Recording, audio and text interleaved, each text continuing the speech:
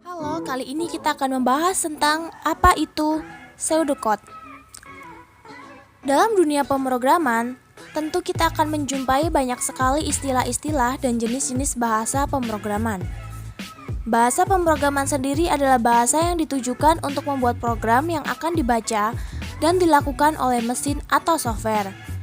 Tetapi sebelum memasuki fase bahasa pemrograman, ada baiknya cobalah dengan hal yang lebih sederhana seperti pseudocode. Lalu, apa itu pseudocode? Sebelum saya melanjutkan, pastikan kamu sudah subscribe channel ini agar kamu bisa melihat video seperti ini selanjutnya. Pseudocode adalah sebuah penulisan algoritma yang menyerupai bahasa pemrograman sesungguhnya, di mana bahasa ini ditujukan agar bisa dibaca oleh manusia, bukan komputer atau mesin. Hal ini bisa dilihat jelas dari kata pseudocode, yang merupakan gabungan dari pseudo, artinya imitasi, dan code, artinya kode. Hadirnya pseudocode ini bukannya tanpa alasan.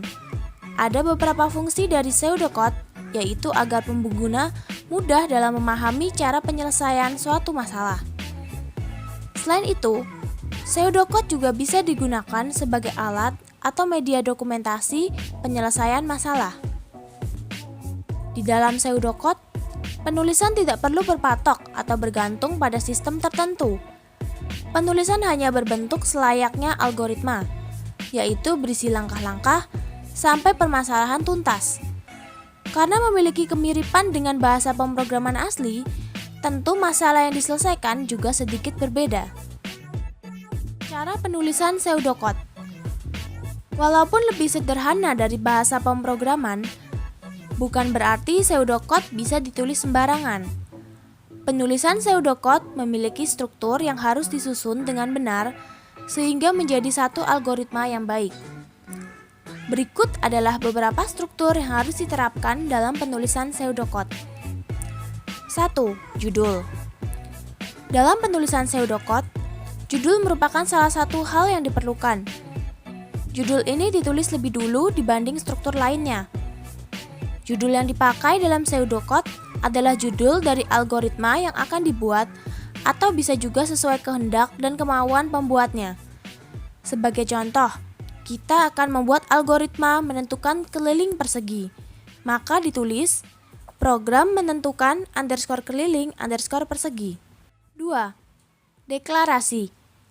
Sesuai dengan nama strukturnya, bagian ini berisi deklarasi mengenai keterangan algoritma yang akan dibuat.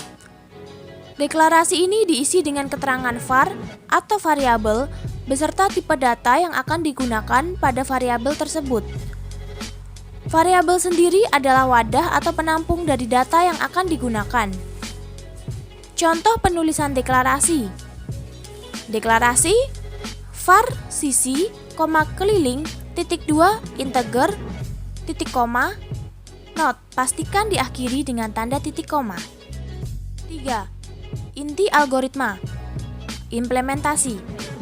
Implementasi adalah bagian yang berisi proses atau langkah-langkah dari algoritma. Masih sama seperti deklarasi, penulisan harus diakhiri dengan tanda titik koma. Berikut contohnya. Algoritma sisi, panah 5, titik koma, keliling, panah sisi, bintang 4 titik koma, write, panah keliling titik koma. Atau bisa juga algoritma titik 2 read, buka kurung sisi, buka kurung, tutup kurung, titik koma, keliling, panah sisi, bintang 4 titik koma, write, buka kurung, keliling, tutup kurung, titik koma. Setelah mengetahui struktur-strukturnya, langkah selanjutnya adalah menyusun struktur tersebut menjadi runtut sehingga menjadi algoritma yang utuh. Berikut contohnya. Program menentukan underscore keliling underscore persegi, deklarasi var sisi, keliling, titik 2 integer, titik 2 algoritma, titik 2 read, buka kurung sisi, tutup kurung, titik 2 keliling, panah sisi, bintang 4 titik koma, write, buka kurung keliling, tutup kurung, titik koma. Oke, itulah ulasan singkat tentang apa itu pseudocode. Semoga bisa bermanfaat ya. Apakah kamu pernah menulis pseudocode sebelumnya?